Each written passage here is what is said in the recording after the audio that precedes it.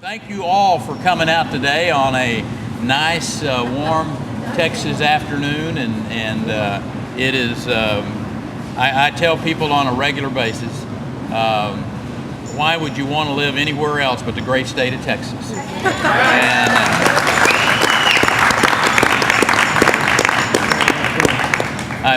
I tell my friends who are governors who have states that are raising taxes and putting pressure on their small businesses that on a regular basis, and I tell them, I said, we're also going to come over to your states and recruit them to come to the state of Texas.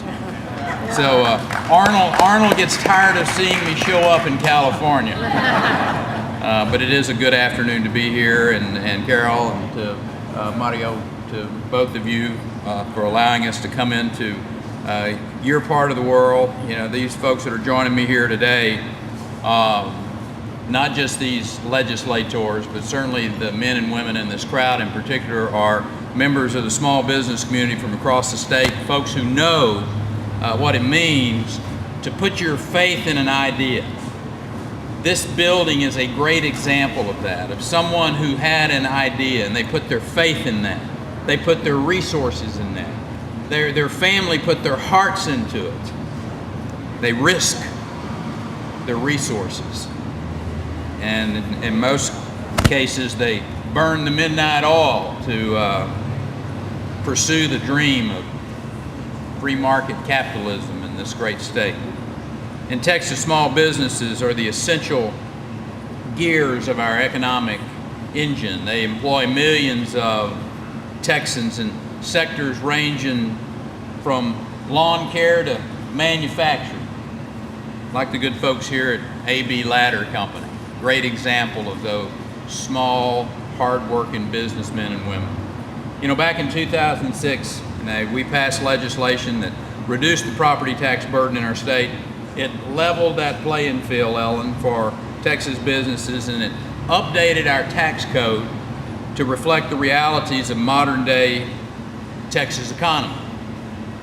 So as that new approach took hold, we discovered that the tax was having some unintended consequences. It was having a disproportionately heavy impact on smaller businesses, just like the one that we're in here today. Those making between that original $300,000 cap and the $1 million per year cap. So we started having some conversations about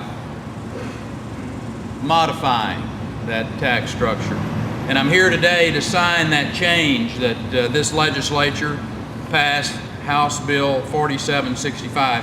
And while it doesn't change the essential elements of the House Bill 3 that we passed back in 2006, that bill continues to make some very lasting education funding positive impacts and some predictability to our public school funding, lowering our overall tax rates on businesses.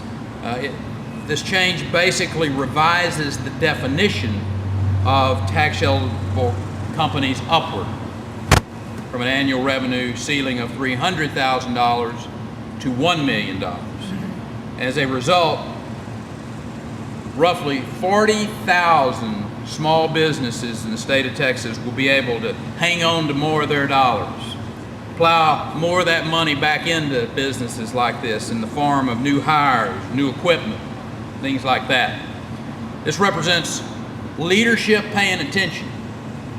Senator Patrick's going to talk here in a minute, but he and I have visited through the year about businesses that were getting impacted by this and what was one of the ways to address it.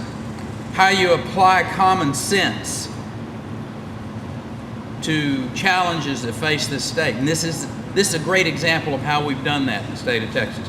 You know, there aren't many states that can extend a tax cut to small businesses in tough economic times. As a matter of fact, I would bet there's 49 other governors all across the country that'd like to be standing up and talking about a tax cut for small businesses today. Right. But as far as I know, there's only one governor being able to do that, and that's the governor of Texas.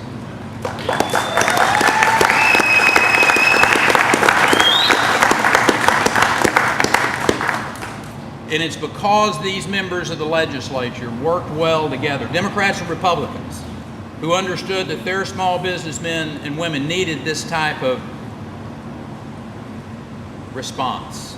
They needed this type of effort by them as we met for that 140 days.